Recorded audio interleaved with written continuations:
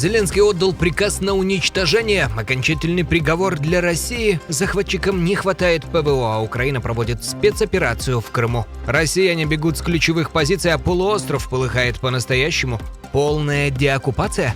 Масштабные разрушения по всей стране. Международный аэропорт разрушен, а власти срочно вводят чрезвычайное положение. Катастрофа, которой еще не было. Обрушились десятки зданий. Украина выигрывает войну. Внезапное заявление президента прозвучало на весь мир. ВСУ совместно с военными США мощно ударили по РФ. Возможно, впервые. Гражданская война в России, люди на пределе. Из-за топливного кризиса начались бои на заправках. Это и многое другое в новостях Нехта к вечеру четверга, 25 июня. Вечер четверга, и снова многое произошло. Разбираемся вместе. Это Нехта, с вами Степан Путила. Зеленский отдал приказ на уничтожение. Президент Украины велел разведке и армии бить на упреждение, заранее выносить все, чем Россия раскручивает эту войну, не дожидаясь, пока прилетит в ответ. Я приказал нашей разведке и армии работать на опережение по объектам, которые россияне используют для эскалации войны. Масштабування війни. И слова эти на фоне горящих НПЗ и обесточенного Крыма звучат уже не угрозой, а окончательным приговором. Главное, что раскрыл украинский президент, это то, чего по-настоящему боится Кремль. Москва в панике стягивает все ПВО к столице и к Крымскому мосту, оголяя остальные части страны. Власть прикрывает не Россию, а собственную шкуру. Дошло до того, что в Кремле, по словам Зеленского, уже подумывают отменить осенние выборы в Госдуму. Не уверены, что досидят спокойно. Вот тебе и еще ничего не начинали. Фронт пришел в тыл. Все расскажем.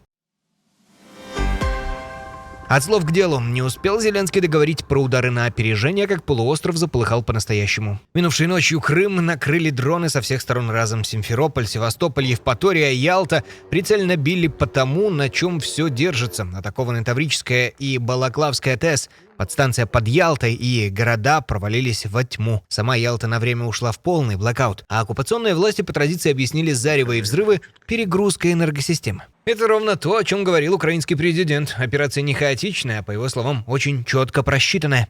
Наша операция, в частности в Крыму, четко просчитана. Если то, о чем мы говорили с партнерами, у Украины появится, мы оперативно обеспечим условия, когда Россия будет вынуждена выбрать мир. змушена обрати мир. Перевод с дипломатического простой. Крым методично превращают из неприступной крепости в обесточенную ловушку. И местные это чуют лучше любых сводок. Пока стоит Крымский мост, с полуострова потянулись на выезд. Какая-то гуманитарная и культурная катастрофа. Бензина нет, так сейчас везде очереди на бензин. Я знаю, что я никак не могу повлиять на то, что крымчане и кирчане буквально... Видать, поняли, дальше будет только жарче.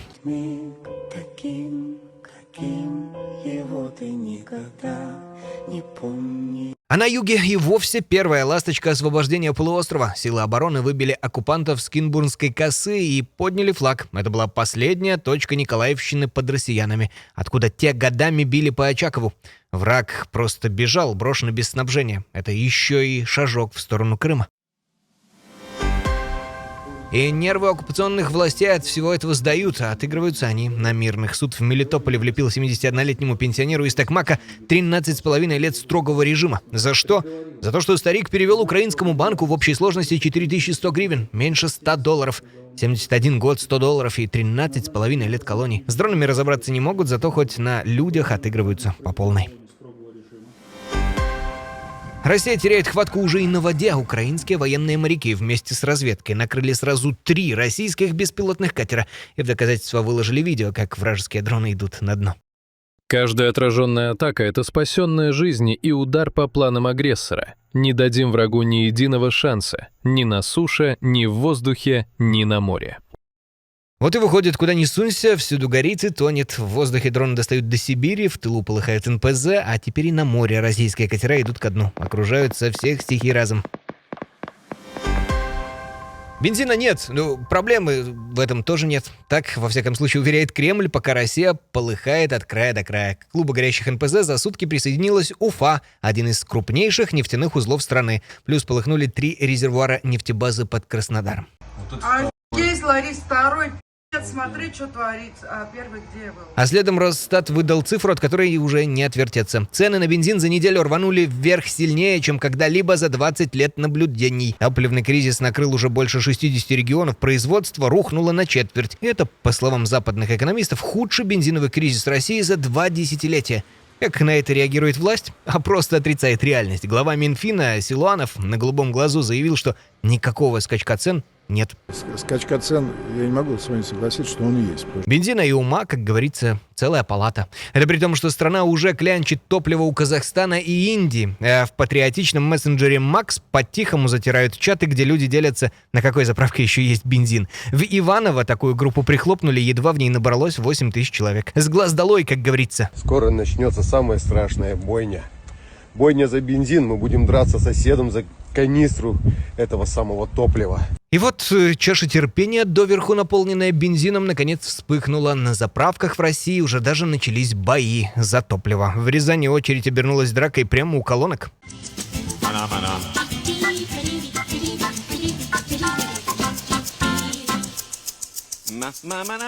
Где горючего не хватает, там вспыхивают сами люди. Дожили. Энергетическая сверхдержава дерется за канистру.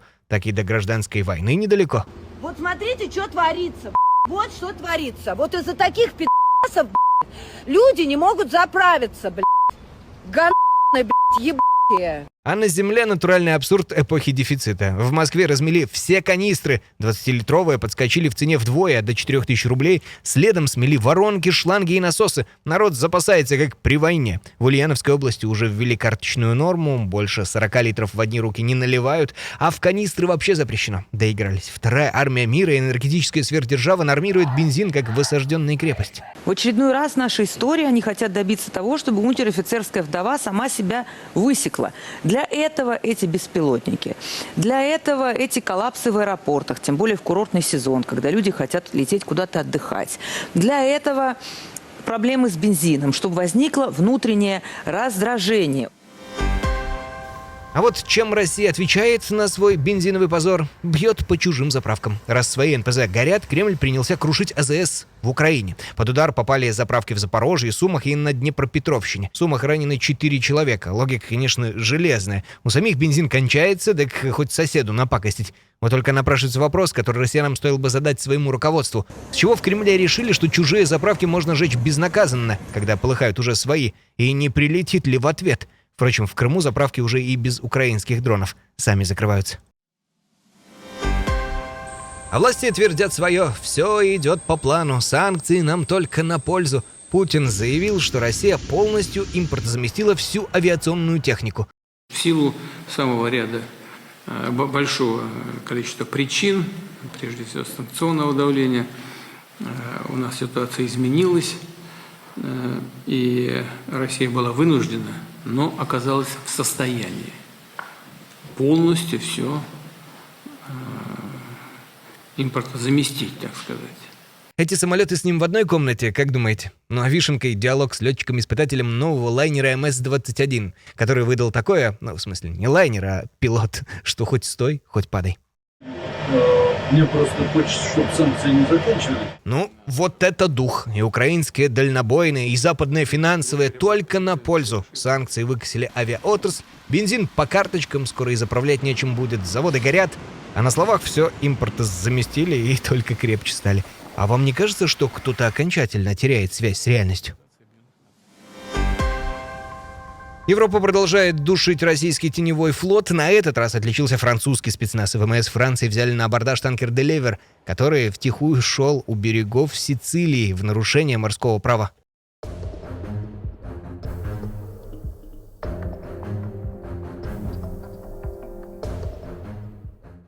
Это уже второй такой громкий перехват. Ранее похожую операцию провели британцы. Но смысл прост – перекрыть Кремлю теневую нефтяную лазейку, которой он обходит санкции и оплачивает войну.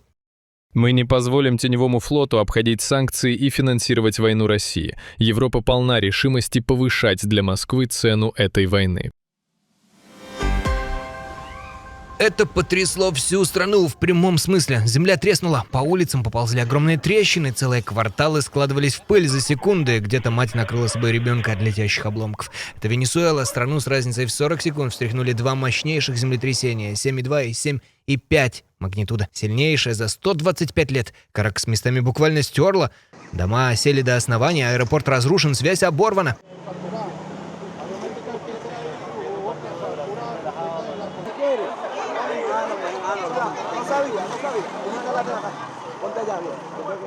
Власти ввели чрезвычайное положение и умоляют пока не возвращаться в дома. Официально десятки погибших, но по оценке геологической службы США жертв может быть от 10 до 100 тысяч.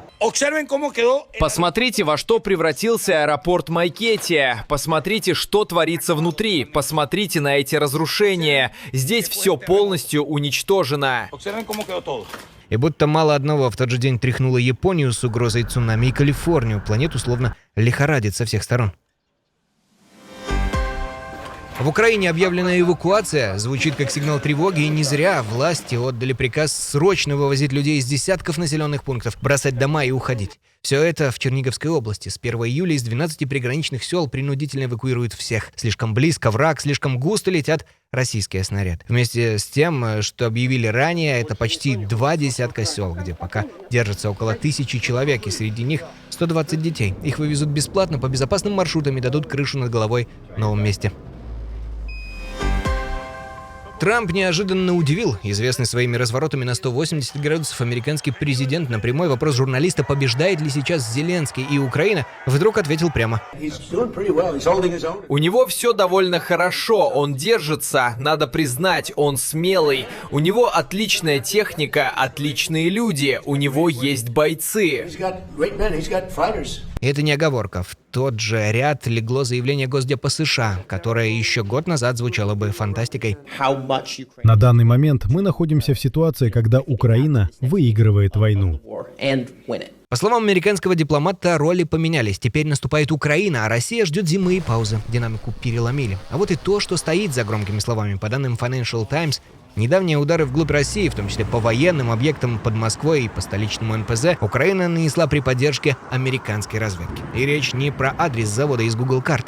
Речь про спутниковые данные о российской ПВО, чтобы дроны прокладывали маршрут в обход и били наверняка. Проще говоря, по российским заводам Штаты, по сути, отработали вместе с Киевом. Вот вам и весь расклад. Пока в Москве грозят ядеркой, Запад уже открыто ставит на победу Украины. Не только словом, но и делом.